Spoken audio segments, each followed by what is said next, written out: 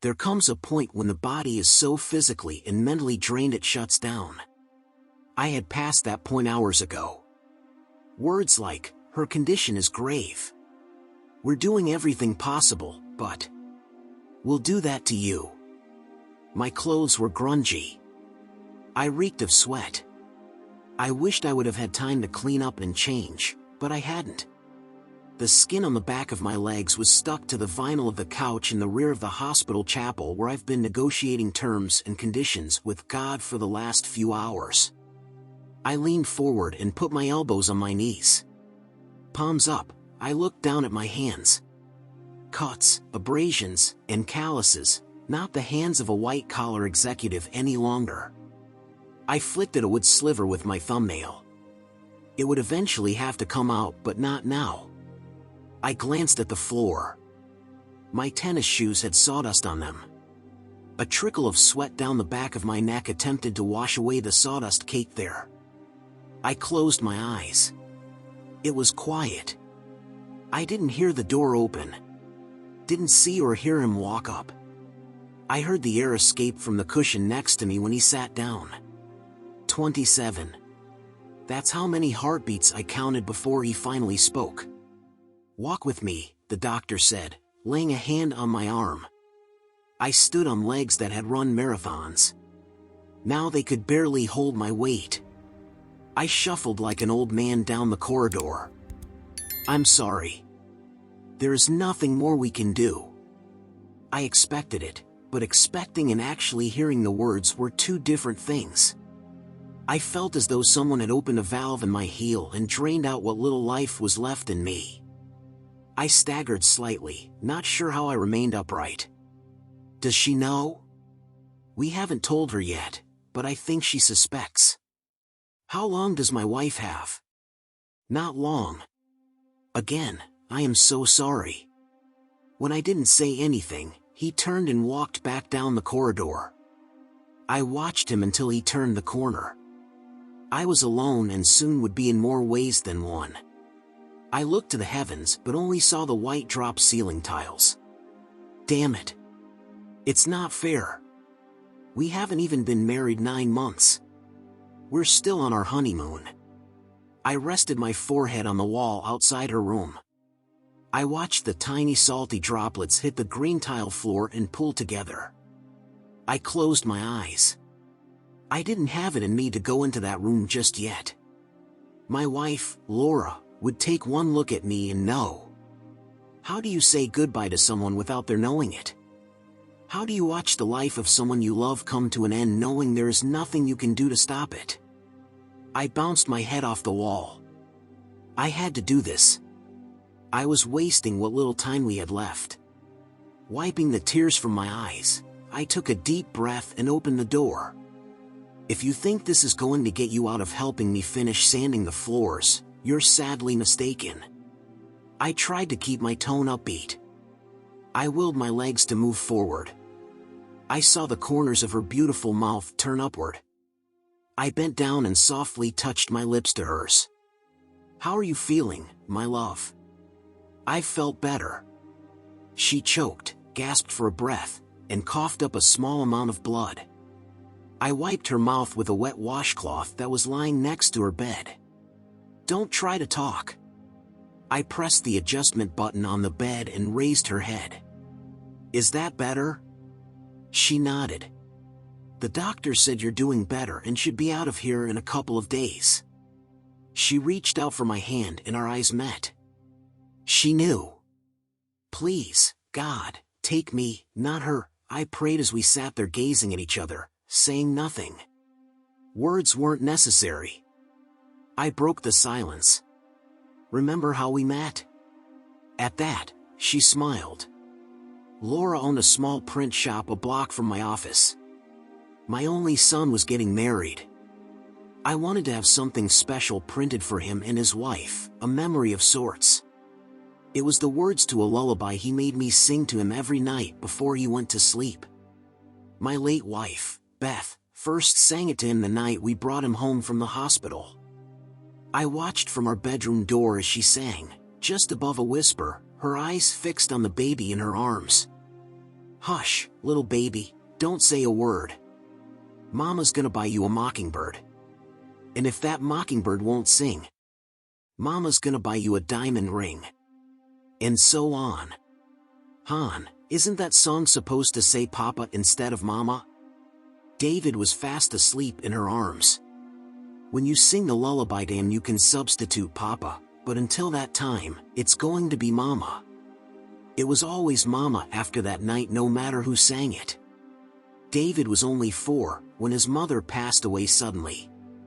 He wouldn't go to sleep unless I sang that lullaby to him.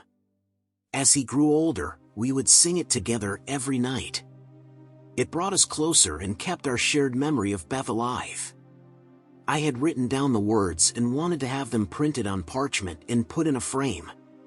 I would give it to his bride with a note that would say, "If David is ever troubled and can't sleep, sing this little lullaby to him.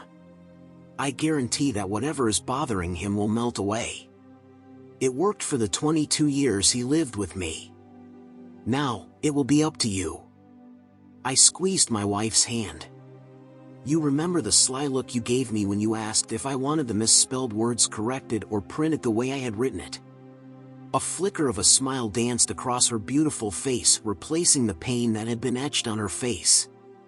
I think you captured my heart that day. If not then, when I wore you down and you finally agreed to go out with me. Remember the first time I told you I loved you? The way you scoffed at me saying we had only known each other 2 months. Then I told you about the accident that had taken away Beth, my first love, and how it had devastated me. In you, God had given me a second chance at happiness. A single tear crept slowly down her cheek. Laura tried to speak but instead coughed and gasped for air. I hit the call button. The nurse appeared in less than a minute. She slipped a clear mask over Laura's nose and mouth. With the twist of a knob, she started an oxygen flow. "Does that help?" Laura nodded. I mouthed thank you. She turned off the overhead lights on her way out. Now where was I? Oh, I remember. That's when you used your feminine charms to get me to propose to you. Her eyes were glued to mine as I took her down memory lane. On our wedding night, I thought I was the odd one, not having been with anyone in over 4 years. When you told me it had been over 10 years for you, I was now the nervous one. Laura lightly patted my hand, sucking in a gulp of air. Yeah, I know it was stupid of me to worry, but I didn't want to disappoint you. I got up from my chair and moved to the head of her bed. I was so in love with you, we could have done nothing, and I still would have been the happiest man alive just holding you in my arms. When she began to cough, I pushed the call button again. The nurse came in and increased the flow of oxygen before giving her a shot of something. I'm afraid it won't be long now. I felt my eyes well up and my throat start to close. The nurse touched my shoulder on her way out. She wouldn't be coming back again while Laura was alive. You fought me when I suggested we sell our businesses and retire to the beach. We had our first argument over that 1-bedroom wreck of a house. I convinced you we could make it our love nest. Her eyes started to flutter and I held her hand a bit tighter. These last 9 months have been the happiest time of my life. I never thought I could love another so fully. Laura, you are not just my soulmate, you are everything to me. She was slipping in and out of consciousness, but I never stopped talking to her. There was too much in my heart I wanted Laura to take with her. When her eyes closed and stayed that way, I thought she was gone until I saw her chest rise and fall. I am so sorry. I should have driven to that stupid hardware store myself, or at least gone with you. I looked down at my beloved through the blur of my tears. I don't know what I'm going to do without you. I barely got it out through my sobs. I miss you so much already. I broke down weeping, my head resting on the bed next to hers. Then I felt her delicate hand make its way through my hair. I looked up and saw that her eyes were open. I wiped away my tears and pressed my wet face against hers. She tried to lift her oxygen mask. I slipped it off and laid it to the side, listening to the hiss of oxygen spewing out. I put my forehead against hers. You gave me a new life and more love than I could ever have hoped for these last 9 months. Her voice was a raspy whisper. Live for me. Can you do that? I could barely hear her. My love will keep you warm until we're together again. Then Laura's eyes closed for the last time. A final beep escaped from the heart monitor before it started to wail. My heart wailed along with it. A nurse rushed in. I told her it was okay. My wife wasn't suffering any longer. She shut off the machine. I'll give you a moment alone with your wife. My eyes locked onto what had moments ago been my beautiful bride. I stroked her cheek and kissed my Laura for the last time. Something inside of me died along with her. Life didn't go on. I existed. I lost weight and sometimes didn't shave for days. What was the point? When the nightmares started, I came to dread sleep. I stopped working on our love nest. Without Laura, it wasn't a love nest. It was only 4 walls that needed paint. I had no purpose in life anymore. When the pain inside got so bad that I didn't think I'd make it, I walked the 4 blocks to the cemetery. I'd sit on the grass next to her grave and pour out my soul to her. She never answered, but it gave me solace nonetheless.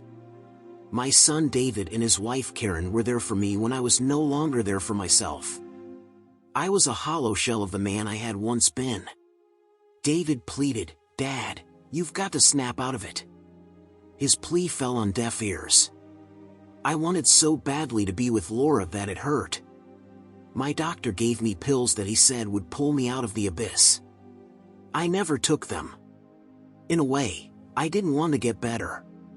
In order to get better, I would have to let the image of Laura fade from my consciousness. I wasn't willing to do that. Most Sundays David and Karen stopped by with lunch. David said that way they knew I would have at least 1 nutritious meal a week. "Dad, why don't you and David go for a walk while I set the table? Give me about a half hour." David and I walked the beach in silence. He had no answers. Neither did I. I guess we should be getting back or Karen will wonder where we went off to. David looked out over the ocean and then at me. I heard it as I walked through the door. It felt like I had been hit with a defibrillator. The song was on loud and resonated throughout the house. I closed my eyes and started to cry. Not tears of sadness, but tears of joy. I heard Christopher Cross singing, "Hey Laura, hey Laura." Every once in a while I'd see her smile. And she'd turn my day around. A girl with those eyes could stare through the lies. And see what your heart was saying. Think of Laura, but laugh, don't cry. I know she'd want it that way. When you think of Laura, laugh, don't cry. I know she'd want it that way. A friend of a friend till the end. That's the kind of girl she was. Taken away so young. Taken away without warning. I dropped to my knees. Every memory I had of Laura came rushing back. In those 3 minutes and 40 seconds, I lived a lifetime. My son knelt next to me. "Dad, you all right? Please, play it again," I pleaded through my tears. Karen started the song again. She played it 4 more times before we took a break. While they ate, I played with my food, letting the song lay claim to those parts of my brain that had given up. "Dad, when I heard it playing on the radio the other day, I knew what I had to do. I went online and downloaded it onto an iPod along with a few other songs I think the 2 of you would have liked," Karen said, handing me the small white iPod Nano. "Then, I just plugged it into your stereo system. I hope you like it." I gave Karen a hug. This is the best gift anyone has ever given me. That night, I set my stereo to continuously play that Christopher Cross song. In bed, with my eyes closed, it was as though Laura were lying there with me. The next morning I awoke, still depressed, but I started taking the pills the doctor had given me for depression. Next week it will be a year since I lost my Laura. I'm better. Now when I walk the beach in the morning, I have my iPod in my pocket. I think of Laura, and life isn't as bad as it once was. I finished our love nest. She would have loved the way it turned out. When I close my eyes, I see her face and feel her salty tears in the brisk ocean breezes. Then I remember her last words. My love will keep you warm until we are together again. I long for that day, but as the song says, when you think of Laura, laugh, don't cry. I know she'd want it that way.